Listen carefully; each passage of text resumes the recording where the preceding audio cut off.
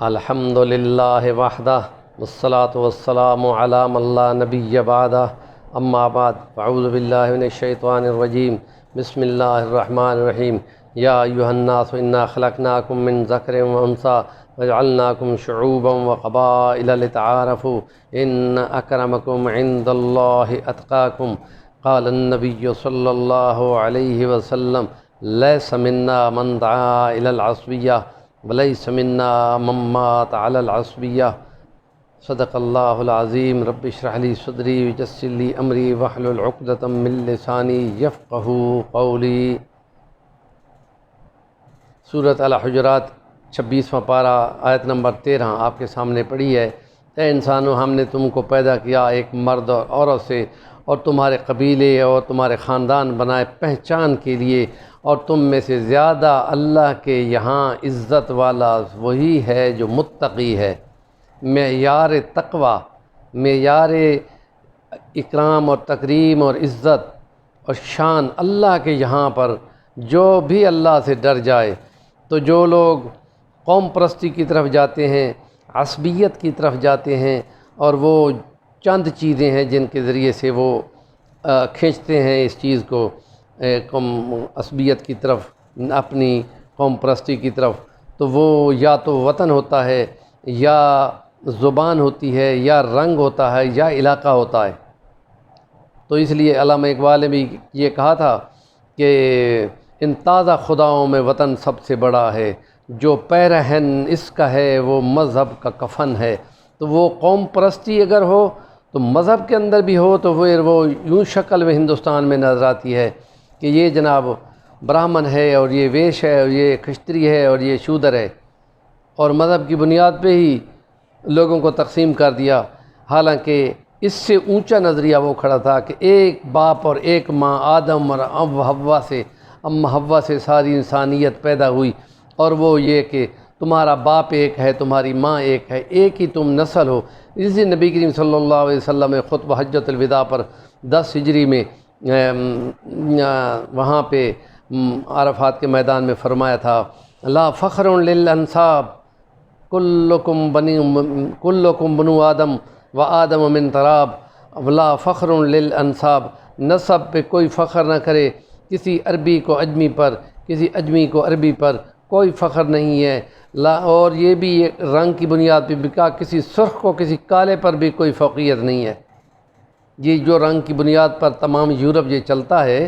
کہ ایک ہی عیسائیت ہے، اور اس میں ان کے چرچ الگ ہیں، یہ کالے ہیں جن کا چرچ بھی الگ ہے۔ یہ قوم کی نسل کی بنیاد پہ بھی یہ چل رہا ہے، مذہب ایک ہی ہے لیکن آگے تقسیم ہے۔ اور اس لیے یہاں علامہ اقبال نے یہ کہہ دیا مسلمانوں کو کہ بتان رنگ و خو کو توڑ کر ملت میں گم ہو جا، نہ تو رانی رہے باقی، نہ ایرانی نہ افغانی۔ تمہارے یہاں پر یہ چیز نہیں ہونی چاہیے تھی، اور کیونکہ تمہارا خدا ایک، تمہارا رسول ایک، تمہاری کتاب ایک، تمہارا قبلہ ایک، کیا بڑی بات تھی، ہوتے بھی مسلمان بھی ایک۔ یہ مسلمان جو دیکھ کے شرمائے یہود، اس لیے کہ قوم پرستی کی باتیں وہ کرنے لگ گئے۔ اور جو قوم پرستی کی طرف بلاتا ہو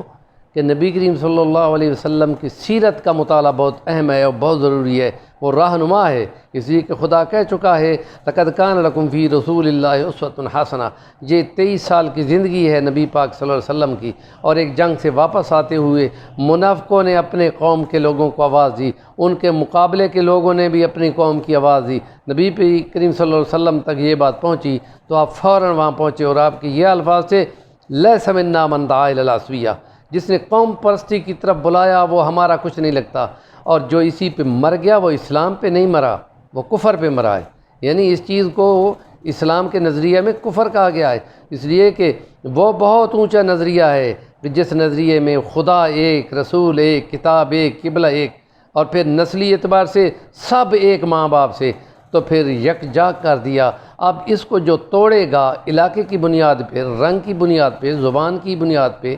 وطن کی بنیاد پہ، وہ انسانیت کو تقسیم کر رہا ہے، وہ قوم انسانیت کا مجرم ہے۔ اور اسلام کا پیغام اس لیے رحمت کا ہے، اور یکسانیت کا ہے، مساوات کا ہے، برادری کا ہے۔ کوئی بھی چھوٹی سی ناک والا، نکٹا غلام جس کو کہتے ہیں، موٹے ہونٹوں والا تم پر اپنے تقوی اور لیاقت کی بنیاد پر امام بنا دیا جائے تو تم سمع و اطاعت کرنا اور نہ نہیں کر سکتے تم، اور جو یہ نہیں کرے گا وہ اسلام سے کوئی تعلق بھی نہیں رکھتا۔ اس لیے اسلام کا پیغام امن کا ہے، برابری کا ہے، مساوات کا ہے، بھائی چارے کا ہے، اور اسی کی بنیاد پر حشر میں بندوں نے کامیاب ہونا ہے۔ اور یہاں جو اسلام 3-4 براعظموں پھیرا وہ اسی نظریے پہ پھیلا اور وسیع ہوا کہ تمام ایک انسان ہیں اور تمام ایک باب آدم کی اولاد ہیں، اور کوئی اونچ نیچ نہیں ہے۔ قرآن وہی ہے جو سب کے لیے راہ ہدایت ہے، وہ انسانیت کا پیغام ہے۔ جو قوم بولتا ہے، وطن بولتا ہے، ایک ہی مذہب ہے، اور اس میں مذہب میں اگر وہ فٹ بال کھیلتی ہوئے قوم پرستی پہ آتے ہوں، ہزاروں بندے قتل ہو جاتے ہیں۔ اس لیے مسلمانوں کے نزدیک ایک چھوٹی سی انہوں نے اپنی یکجہتی کے لیے OIC بنائی تھی، تو پنجابی والی وہ OIC بن گئی، وہ IC بلا ناراض ہو کے چلی گئی۔ دشمنوں نے اس کو نہیں چلنے دیا۔ کچھ اجلاس ہوئے اور organization of Islamic conferences UNO کے برابر میں، کہ جو UNO مسلمانوں کے لیے بالکل نہیں ہے، اور یونائٹڈ نیشن آرگنائزیشن میں کبھی مسلمانوں کو عہدہ نہیں ملا، حالانکہ 57 مسلمان ملک ہیں۔ اور اس لیے ایک ہمارے لیڈر نے، پاکستان کے لیڈر نے باقاعدہ یہ مطالبہ کیا تھا OIC کے اجلاس میں کہ مسلمانوں کو ایک ویٹو پاور کا اختیار ہونا چاہیے، کہ اتنی بڑی کمیونٹی وہ